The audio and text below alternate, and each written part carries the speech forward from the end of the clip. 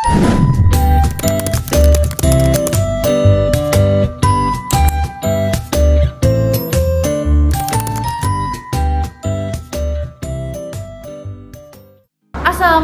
warahmatullahi wabarakatuh. Halo guys, perkenalkan nama saya Mas Anizan dengan NIM 204210174, Program Studi Pendidikan Guru Madrasah Ibtidaiyah, Fakultas Tarbiyah dan Keguruan Universitas Islam Negeri Sultan Taha Saifuddin Jambi.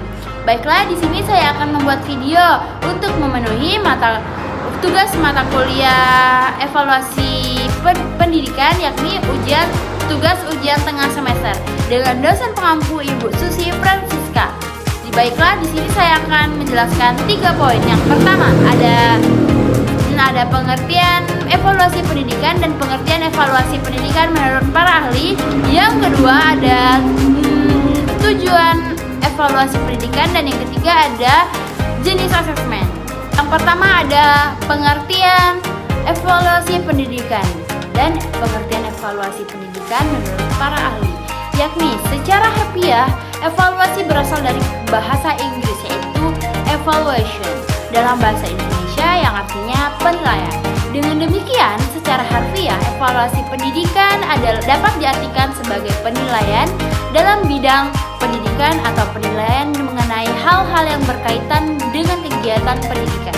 Pengertian evaluasi pendidikan menurut para ahli yakni menurut Wan dan Brown, evaluasi adalah tindakan atau proses untuk menentukan nilai dari suatu dalam dunia pendidikan atau segala yang ada hubungannya dengan dunia pendidikan. Selanjutnya, menurut Ari Kunto tahun 2003 mendefinisikan evaluasi dengan terlebih dahulu menjelaskan tentang mengukur dan menilai. Mengukur adalah membandingkan suatu dengan satu ukuran dan bersifat kuantitatif. Menilai adalah mengambil suatu keputusan terhadap suatu dengan ukuran baik buruk dan bersifat kualitatif. Sedangkan mengadakan evaluasi meliputi 2 langkah, yaitu mengukur dan menilai. Dengan demikian, evaluasi adalah menilai, akan tetapi dilakukan dengan mengukur terlebih dahulu. Selanjutnya, mengenai evaluasi pendidikan, menurut Suharmi Ari Kunto tahun 2001 mengutip pendapat dari Ralph Tyler tahun 1950 mengatakan bahwa evaluasi pendidikan merupakan sebuah proses pengumpulan data untuk menentukan sejauh mana dan dalam hal apa dan bagaimana tujuan pendidikan sudah tercapai. Jika belum, bagaimana yang belum dan apa sebabnya. Definisi yang lebih luas dikemukakan oleh 2 orang ahli lain, yakni Crowbarch, Staff-Leibem. Tambahan definisi tersebut bukan hanya mengukur sejauh mana tujuan tercapai, tetapi juga digunakan untuk membuat keputusan. Dari definisi tentang evaluasi pendidikan yang tadi saya jelaskan, dapat dipahami bahwa evaluasi pendidikan selain merupakan suatu proses untuk mengukur sejauh mana tujuan telah dicapai, juga berguna untuk membuat keputusan dalam dunia pendidikan. Selanjutnya, poin kedua yakni tujuan evaluasi pendidikan. Menurut Nurgiantoro tahun 1987 menyebutkan 5 tujuan dan fungsi evaluasi, yaitu yang pertama untuk mengetahui seberapa jauh tujuan-tujuan pendidikan yang telah ditetapkan itu dapat dicapai dalam kegiatan belajar mengajar yang dilakukan. Yang kedua, untuk memberikan objektivitas pengamatan kita terhadap tingkah laku hasil belajar siswa. Yang ketiga, untuk mengetahui kemampuan siswa dalam bidang dan atau topik-topik tertentu. Yang keempat, untuk menentukan layak tidaknya seorang siswa dinaikkan ke tingkat di atasnya atau dinyatakan lulus dari tingkat yang ditempuhnya. Dan yang terakhir, yang kelima, ada untuk memberikan umpan balik bagi kegiatan belajar mengajar yang dilakukan.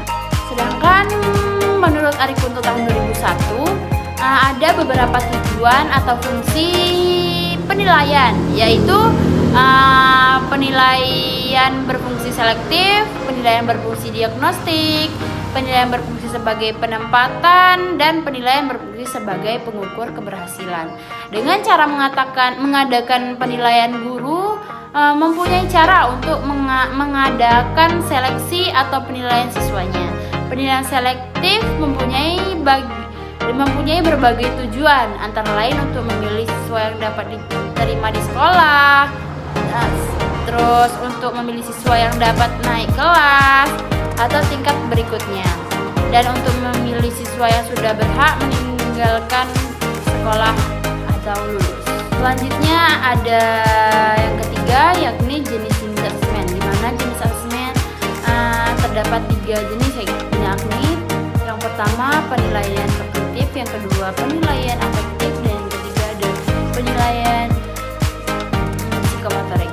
Di mana yang pertama penilaian kognitif, yakni penilaian kompetensi pengetahuan, adalah penilaian yang dilakukan guru untuk mengukur tingkat pencapaian atau penguasaan peserta didik dalam maksud pengetahuan yang meliputi ingatan atau hafalan, pemahaman, penerapan atau aplikasi, analisis, sintetis, dan evaluasi.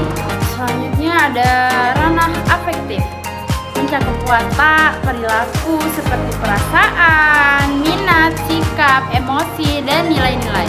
Nilai-nilai yang berkaitan dengan ranah afektif meliputi tanggung jawab, kerjasama, disiplin, jujur, percaya diri, dan menghargai sesama. Semua nilai-nilai harus menjadi bagian dari tujuan pembelajaran di sekolah.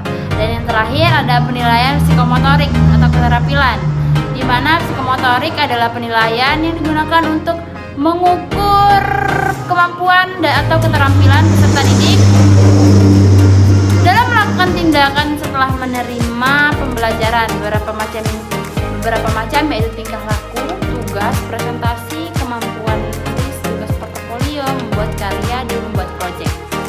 Itulah yang dapat saya sampaikan untuk tugas ini. Lebih dan kurangnya saya mohon maaf. Wabillahi taufiq wal hidayah. Wassalamualaikum warahmatullahi wabarakatuh. Bye.